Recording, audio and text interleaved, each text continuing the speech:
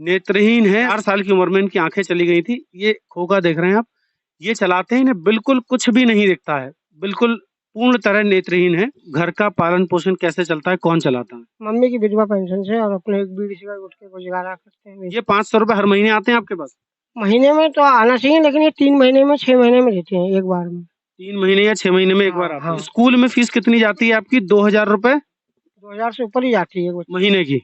सोचने की बात है कि सरकार कोई व्यवस्था नहीं करेगी, सिस्टम कोई व्यवस्था नहीं करेगा, लेकिन हमारा समाज भी किसी तरीके से व्यवस्था करने में सक्षम नहीं है।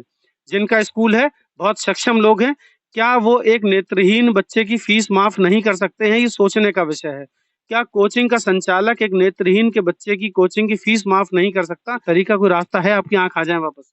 मुश्किल लग रहा है, क्योंकि डॉक्टर ने, काठमांडू वाले डॉक्टर ने मना कर दिया, बोले अब ये जीवन में देख नहीं सकती, क्योंकि इनके पर्दे जल गए, रोशनी है नहीं आंखों में। मैं बरेली के सर्वोदय नगर में हूँ, सीवीगंज में। यहाँ एक खबर करने में आया था, लेकिन जिस खबर के लिए आया था उस खबर में थोड़ी देर लगी, तो अचानक मेरी मुलाकात एक ऐसे व्यक्ति से हुई जिसको इस समय सरकार की सहानुभूति की बहुत आवश्यकता है, समाज के सहानुभूति की आवश्यकता है, लेकिन उसकी मदद करने कोई सरकारी आदमी, कोई सरकारी तंत्र या फिर किसी तरीके की सरकारी सुविधा किसी राजनीतिक व्यक्ति द्वारा या सरकार द्वारा अभी तक नहीं मिली है। कुछ देर मैंने इनसे चर्चा की और मुझे लगा कि इनको समाज को दिखाना चाहिए कि ऐसा भी एक आईना है हमारे पास, जहां हम बता सकते हैं समाज को लोग इस तरीके से भी जी रहे हैं और हम किस तरीके से उनकी मदद कर पाते हैं। क्या नाम है आपका? राजेंद्र राव। राजेंद्र राजन राव। राजन राव इनका नाम है। नेत्रहीन है, 7 वर्ष की उम्र में इनकी दोनों आंखें चली गई थी। 4 साल की 4 साल की उम्र में इनकी आंखें चली गई थी। ये खोखा देख रहे हैं आप, ये चलाते ही इन्हें बिल्कुल कुछ भी नहीं दिखता है, बिल्कुल पूर्ण तरह नेत्रहीन है और अपने अंदाजे से सारा काम करते हैं, सब कुछ करते हैं। हमने इनसे जानने का ये प्रयास किया कि क्या आपको सरकारी सुविधाएं मिल रही हैं?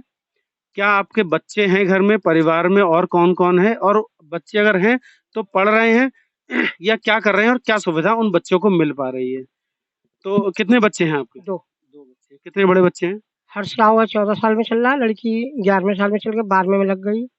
मानवी राव। परिवार में और कौन-कौन है? मम्मी है कमला राव, बस।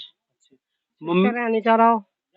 मम्मी है, सिस्टर है, पत्नी है और 2 बच्चे हैं। इतने लोग हैं, 6 लोग। तो घर का पालन पोषण कैसे चलता है, कौन चलाता है? मम्मी की विधवा पेंशन से और अपने एक बीड़ी सिगरेट उठ के गुजारा करते हैं बेच के।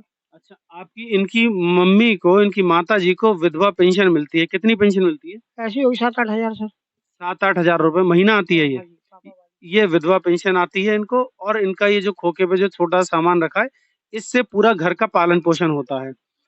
मैं ये पूछना चाह रहा हूँ आपसे, ये बताइए कि आप नेत्रहीन हैं, आपको सरकार से क्या-क्या सुविधा मिली है? खाली पेंशन मिलती है। खाली पेंशन मिलती है। कितनी पेंशन मिलती है? 500 रुपए महीना। 500 रुपए महीना। अब सोचने वाली बात है कि सिस्टम को ये समझना पड़ेगा कि क्या 500 रुपए में एक नेत्रहीन व्यक्ति अपना गुजारा कर सकता है? और अगर कर सकता है तो उन नेताओं को, उन अधिकारियों को ये बताना पड़ेगा कि वो कैसे 500 रुपए में अपना गुजारा कर सकता है। ये 500 रुपए हर महीने आते हैं आपके पास? महीने में तो आना चाहिए, लेकिन ये 3 महीने में 6 महीने में देते हैं एक बार में। 3 महीने या 6 महीने में एक बार आते हैं? हाँ, बस। हर महीने नहीं आते। कोई सिस्टम नहीं है इसका? सिस्टम नहीं। ये हालात हैं हमारे सिस्टम के कि एक नेत्रहीन व्यक्ति जो अपना परिवार भी चला रहा है, अपने बच्चों को भी पढ़ा रहा है, उसके बाद भी सिर्फ और मात्र 500 रुपए, जो पूर्णतः नेत्रहीन है, उसके पास सिर्फ 500 रुपए महीना आता है। 500 रुपए महीने में क्या गुजारा कर लेते होगे आप? बाकी मैं कुछ नहीं कर पाता, बाकी आपसे इंटरेस्ट पे ले लिए, उससे इंटरेस्ट पे ले लिए। ऐसे तरीके से फीस देता हूँ बच्चों की। बच्चों कौन से स्कूल में पढ़ते हैं बच्चे? कॉन्फिडेंट में। अच्छा, कॉम्पिटेंट जो सीवीगंज में स्कूल है, इसमें पढ़ते हैं बच्चे। तो आपके 2 बच्चे दोनों यहीं पढ़ते हैं? दोनों एक ही जगह पढ़ते हैं। स्कूल के प्रबंधन से या स्कूल के मालिकों ने कभी फीस में कोई कम ज्यादा किया? 10 रुपए छोड़ते हैं 100 पे, कहते हैं 10% माफ करेंगे, इससे ज्यादा नहीं हो पाएगा। 10% माफ करेंगे आपका पैसा। कितनी फीस जाती है? लगभग एक बच्चों की 2000 से ऊपर है, 1 महीने की। 1 महीने की, 1 बच्चे की? यानी कि मेरी क्वार्टरली फीस जाती है 4-4 महीने में। कितनी जाती है? 3-3, यानी कि 3-3 महीने में जाती है, तो किसी महीने में उनका पता नहीं चलता, लेकिन 10,000 से कभी ऊपर ही जाते हैं। साल की? ना, महीने की, दोनों की। ट्यूशन फीस मेरे बच्चे की आती है 1500 रुपए। ट्यूशन फीस कौन लेता है?